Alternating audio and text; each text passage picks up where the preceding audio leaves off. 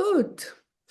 So baie dankie dat julle hier is vanaand en ek is bly julle is hier. Nicolette het verskoning gemaak en gesê sy sal 'n video kyk sodat sy volgende week ook daar kan wees en dan gaan ons aan. Okay, so vandag is dag 3. En dag 3 vra ons, hoekom is dit so moeilik om 'n ouer te wees? En ons gaan bietjie kyk na die begin van sensoriese oplossings vir jouself en vir jou kinders. So on day 1, we gained insight into our own sensory systems and we started developing your own vocabulary, your story for your household. On day 2, we looked at your mismatches and matches in terms of sensory profiles with your kids. Today, we're doing what we're going to do. And next week, we'll really tap into strategies for yourselves. Okay, so on day 1, we looked at this chart. You all know my chart, very important chart to remember. Then we looked at the vocabulary using this chart. Then we looked at the matches and mismatches, and here we go. So why is parenting so challenging? And I think there's many reasons, but the 4 that stands out for me as a sensory integration practitioner is really that the moment we have kids for the first time in our lives, there is truly consistent change almost on a minute-to-minute level. I just want to move myself. Hang on, let me do that. So we can just do it like that. So consistently, we need to adapt to new and unfamiliar territory because we have never had a child. We've never changed a nappy. We've never had a feverish baby. So every time things change, and then as teenagers, all of a sudden you have to deal with, Mom, I want to go out with my friends and I only want to get back at 2 at night or whatever it is. It is consistent and it never lets up. So there's consistent change in ourselves and becoming aware of how we feel about things, what parenting's about, what you believe, what you don't believe.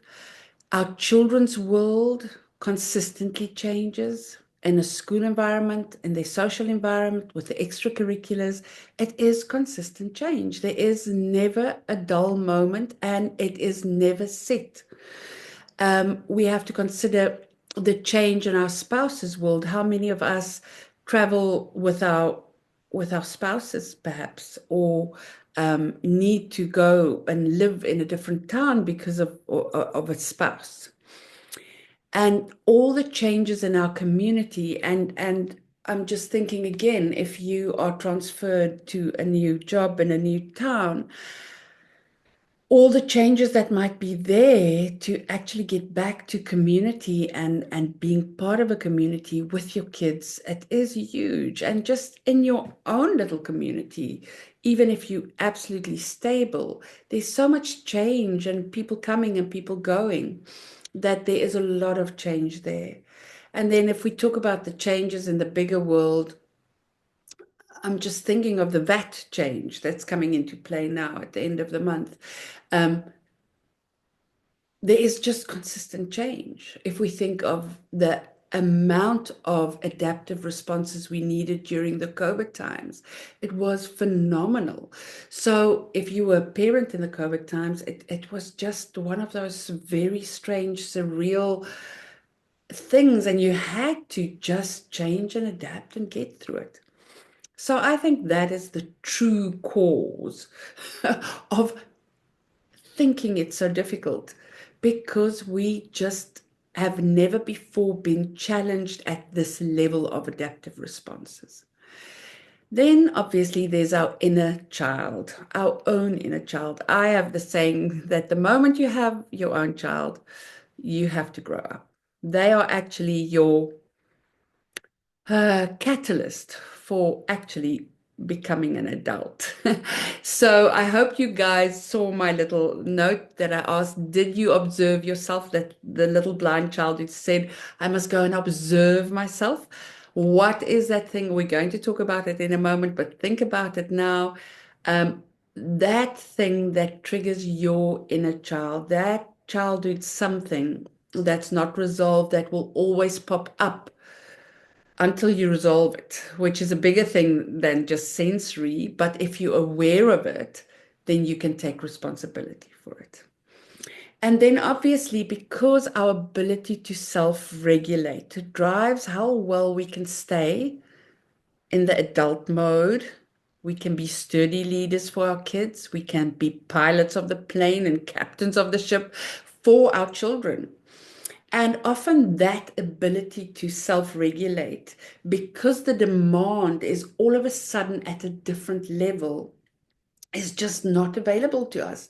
I can specifically tell you that going to yoga at the same time every week, and if there was a double class, I would do the double class on that day, because that lasted for up to a week for me. That was that intensity that really made me feel regulated. And then having a child who never slept for 3 years, who really was quite ill often, I just never could get back to that place where I was regulated the whole time. I couldn't find my alternative in that time because there was no one who could tell me. I had to learn. It took me 3 years to learn what alternative do I have to that. And that is for my sensory system. And that is what you have to literally figure out as you have kids, is how now, what's the new self-regulation tools that I need to stay regulated. And our ability to reason, problem solve in the moment, despite our child's storm and, the stormy moments, is often not available because we just get either triggered by our inner child, or we are dysregulated ourselves because it was a hard day and all of a sudden you walk in. Oh, and the worst always for me was I would walk into the house and all of a sudden this one's crying and that one's screaming. And my husband would say, "But Karina, they were fine until you walked in the door." And I would get so upset with him. And then as you go and read all the literature, it actually is a positive. The fact that you are the nurturer, that they are safe in your presence, that they can keep it together until they see you. But then when they fall apart and you fall apart and the dad falls apart, then it's just a big story. But again, to understand why they fall apart and that you can walk in as the leader. And I like Dr. Becky. I don't know if she's also a psychologist.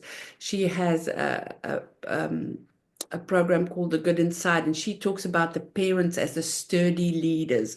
And I love that because that is, I I can say no, I can say yes. I enter a crisis as a sturdy leader. I'm not also in complete fluster mode. But will we fail? Obviously. But can we try and get better? Definitely. So I want you to listen to this very nice video, but I also want to say here, all the videos and clips that I've sent you is psychology based. It's psychologists. So what is the difference between what I'm saying and what they're saying? Most of what they're saying is language based. And we say when kids are in complete distress, language is not available. They can't hear you, they can't make sense, they can't problem solve, they can't reason. So if that is the only tool you have, you won't be very successful. So just before that, you need to do that whole self-regulation, helping them to get to a better space so that I then can do all the stuff that the psychologists tell me to do. So let's listen. And that's the magic of occupational therapists. Corley, seeing that you're here is really that understanding that there is a space, especially for your highly sensitive child, your neurodiverse children, your sensory processing difficulty children. It is different. They need to be managed from a sensory base first before you can manage the emotions. So let's listen. This is Dr. Siggy Cohen. She's a psychologist. One of the hardest parts of raising children is not taking it personally when they trigger us. And they trigger us a lot, I know. So much of the yelling, threat, silent treatment, lecturing is so much more about you and your emotions than it is about your child. And I know it's so hard to not react from an emotional place. After all, you're a person, not a robot. We're all impacted by others. And yes, our kids are especially triggering. But taking it personally, making it about you and your emotions, only impedes your parenting ability. So instead of your child's mentor and guide, you become their emotional equal.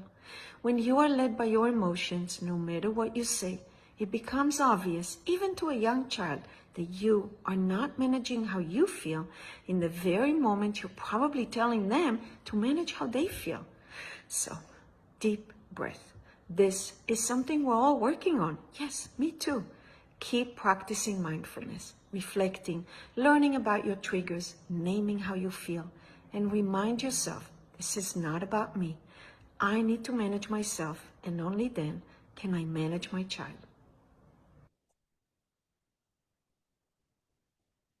One of the I think that is beautiful. And I think that is why you're here, because that is what we as adults need to become better at. Will we ever receive 100% badge? Never, because we can't always be regulated. But the more times we can model well-regulated states, the more effective our kids' regulation becomes. And then if we all better regulated, mom, dad, all the kids in the household, the whole system is more regulated and everyone functions better. And then there is space for real emotional connection, discussions about emotion, not just survival through all the storms, because the storms become less and less. They are there, they will always be there. We're human. Okay, so now it is sharing time. And we were talking about our internal triggers. And my first talk that I did with where you were at, most of you as well, I said, in the moment, you realize, and I've said it to you, and I'm going to say it again, my trigger when my kids were about 6, 7, is when they do not know how, they tell me they don't know how, they tell me they don't know how, and I know they know, or they're just not making a plan, would immediately get me into cross, angry, irritated, irritable, sarcastic. That was my typical immediate sensory overload reaction until I realized, but that is me. And if I want to help them to become more self-sufficient, if I'm cross with them every single time that they feel helpless, how am I helping them not to feel helpless? And that's my inner child story that I probably, and you can do the psychological analysis of that, but I probably didn't get a lot of help when I needed it when I was little. So I had to be very self-sufficient, but also realize that I didn't get enough help. And that is where that inner child now is in a battle with these little children. And now I'm not giving them what I'm actually wanted. So it's a very interesting dynamic if you go and look at it from a psychological point of view. But the point is, in that moment, if I know that, I can step one back. I can say, this is my issue, not theirs. How do I help them to not feel helpless, to know how to problem solve? What is it that I need to do to assist them in that process, rather than that always being a negative spiral? So I want you to please share with me, if you did think about it, and even if you didn't think about it, what is that thing that if it happens with a child that you immediately in the red, if they say something, if they do something that you just know, whoops, I'm in the red. You might not even know why, but just share so that we just get a feel.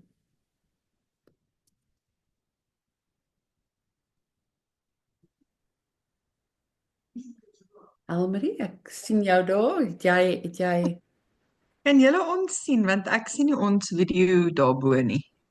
ek sien julle. Okay. Sien jy nie vir Kyk nee, Ja, kan jy nou jou sien? Ja. nee, maar maak nie saak nie, ek hoef nie myself te sien nie. Ek sien jou. Okay. Dit gebeur nogal redelik gereeld met my want ek werk aan myself ook. Ek en ek dink ek is verantwoordelik vir baie van my kinders se issues want ek het nogal 'n perfeksionistiese neiging of ek het baie hoë standaarde. En ek dink my kinders het dit ook albei van hulle. So, maar ek is grootgemaak deur 'n baie kritiese ma. Okay.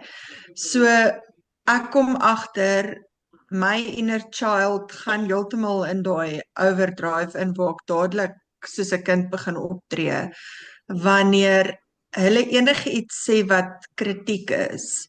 Soos vanoggend ry ons in die kar en dan sal my seentjie vir my sê, kom ons sê ons ry om 'n draai en hy laat val iets want hy het nou om die draai gegaan, dan sal hy vir my sê, "Mamma, dis jou skuld dat my ding geval het."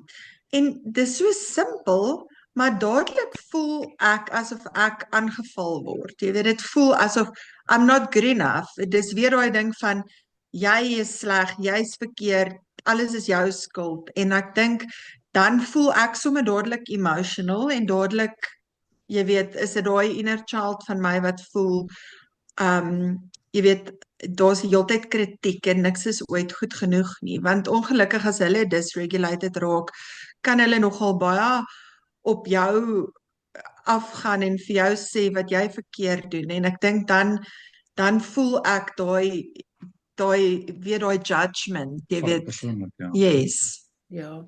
En dit is waar. So jy gaan bewus moet wees van dat en raak jy dan kwaai met hulle of raak jy net emosioneel?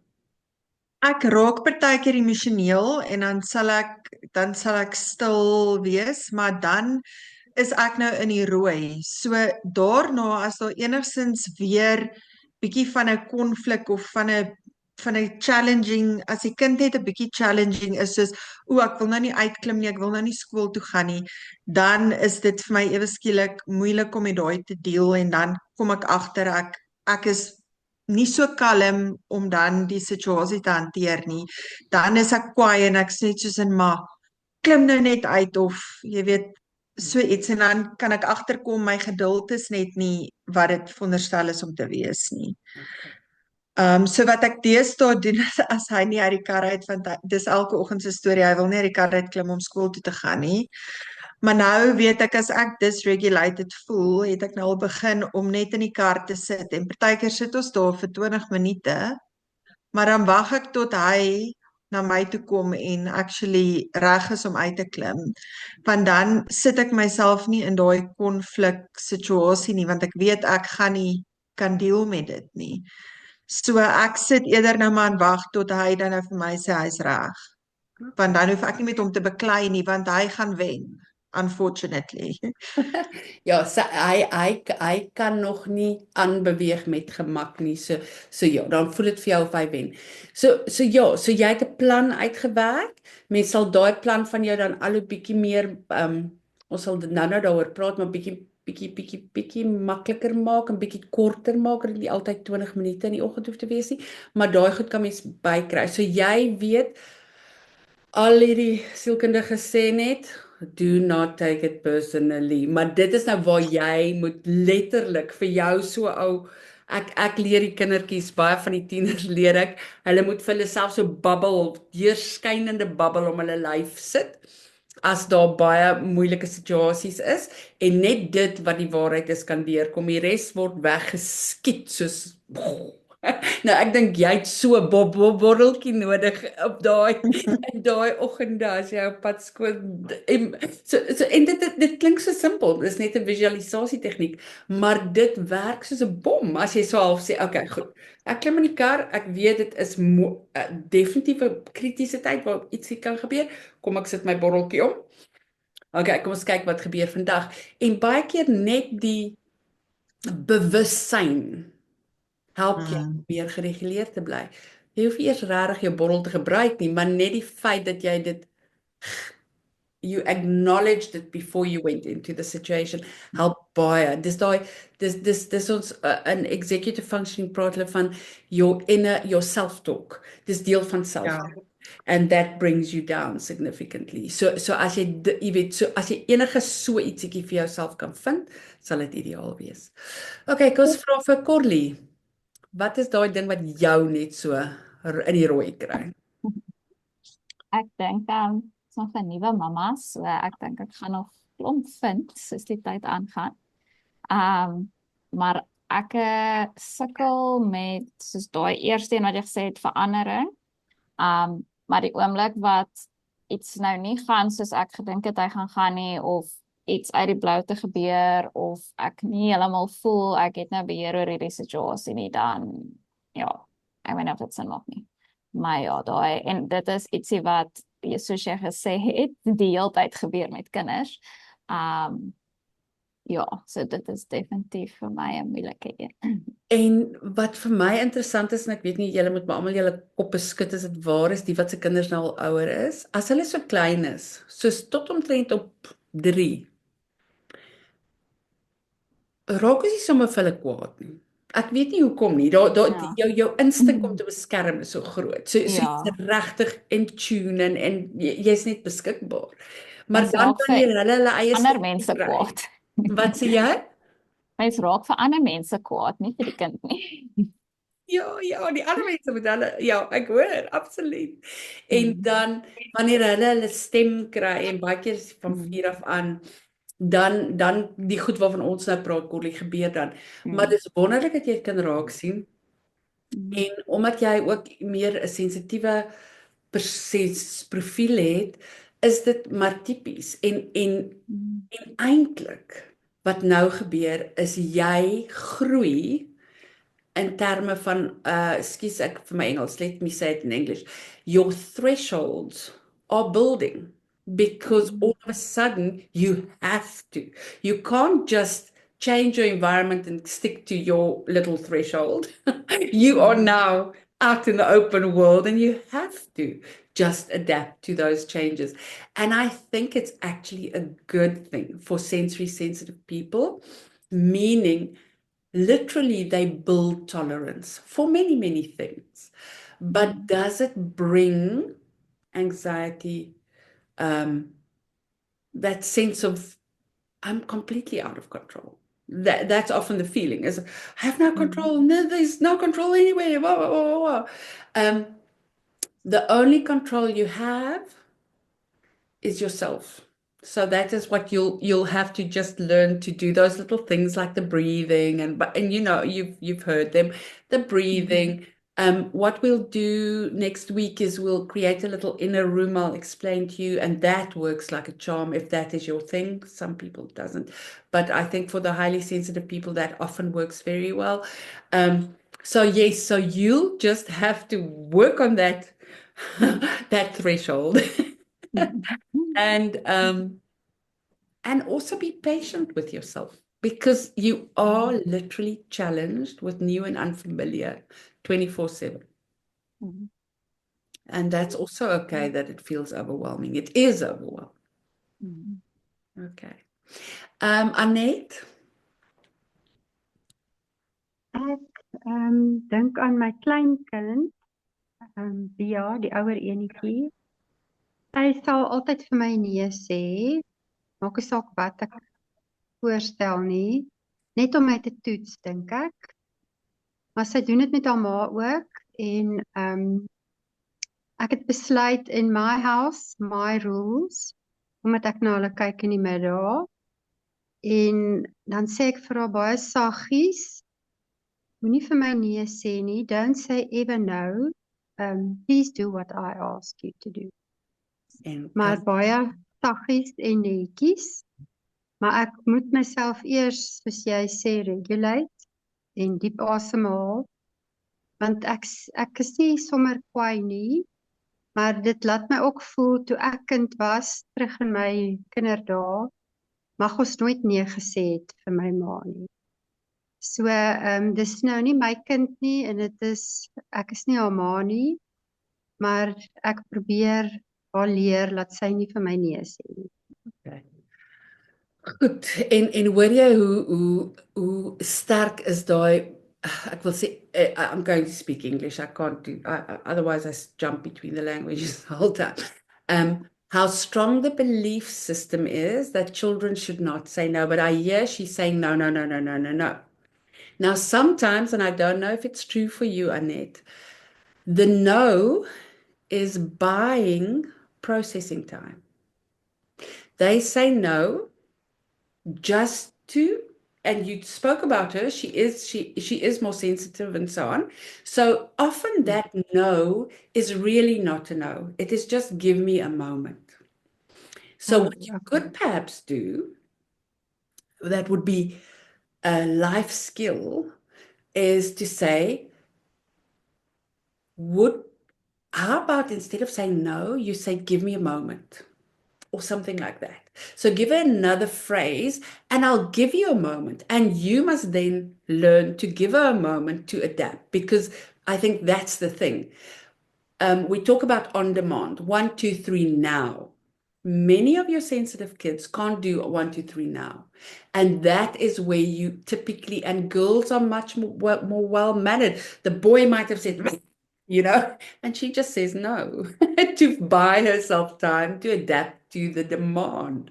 So if you start thinking about it in that way, and you give her a phrase that will help her mom, it will help her, it will help her in school.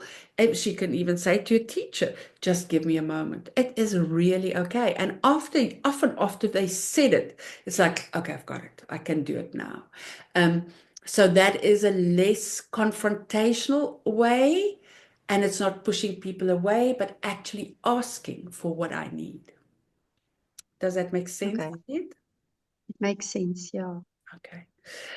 Jan, het jy iets wat jy wil deel van of die kinders by die skool of jou eie kinders? Wat jou in die rooi sit? Daar's baie wat my in die rooi sit, Karina. Ek weet, maar jy mag net een vir noem asseblief. Nee, weet jy, ek sal miskien heidaglik eerder praat oor by die skoolkinders. By die huis is ons eintlik heidaglik is daar min wat mense in die rooi sit. Ek dink by die huis, my kinders, hulle is nou 16, 17 en 18. En dan is daar een van 33. Maar die 16, 17, 18-jariges, hulle is nou al regtig, werk nou al baie goed as 'n span saam in die huis. So hulle het aanvanklik eers enkel alleen byvoorbeeld skottelgoed gewas. En toe trek ons na 'n ander plek toe, en hier waar ons nou is, nou het die enkel ding gestop. Nou is dit 3-3-3, weet, hulle werk al drie saam. En dit is 'n gestweenige, singenige, dansenige, laggenige, speelenige, alles saam. Dit wat great vir ons is, ons geniet dit. So wat my kinders by die huis betref, is daar nie, nou wat ek sal wil doen nie, maar by die kinders by die skool is nogal 'n storie. Ek gee heidaglik vir graad 4 en 5 klas. En joh, dis nogal 'n challenge as jy sit met 43 kinders in 'n klas. En op hierdie ouderdom. En wat my die meeste trigger, het nie so seer te doen, dink ek, met my inner child of ding nie. Dit het meer te doen met omstandighede daar. Want byvoorbeeld ek teach Setswana kindertjies, almal Setswana. Maar ons teach, ons hele onderrig daar is in English home language. Dis die enigste skool in Garankuwa wat home language aanbied, Engels.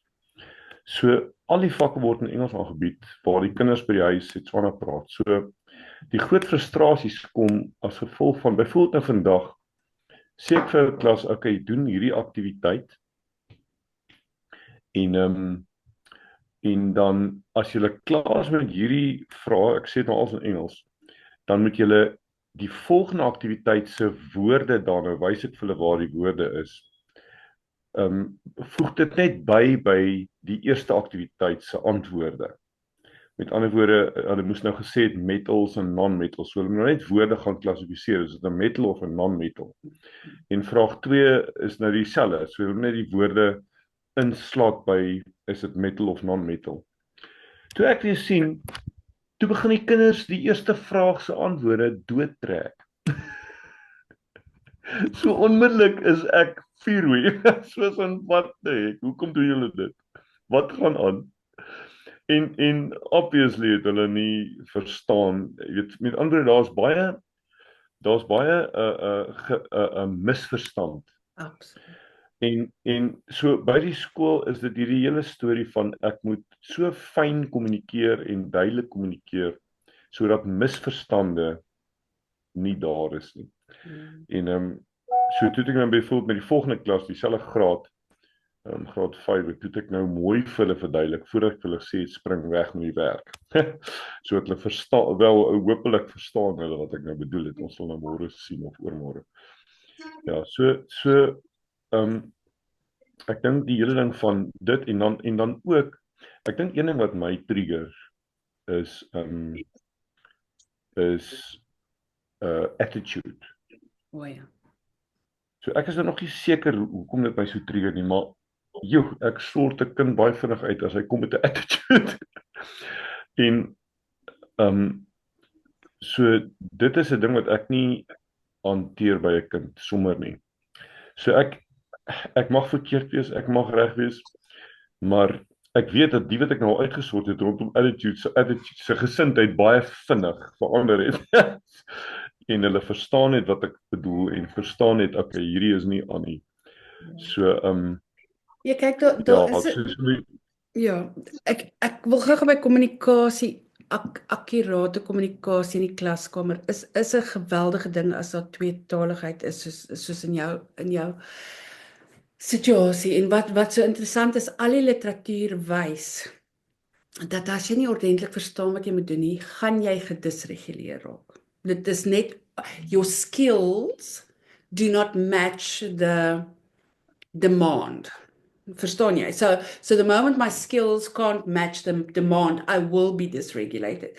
So the fact that they do silly things like start rubbing out things that are correct, because they don't completely comprehend, is a typical, it's almost it is a red zone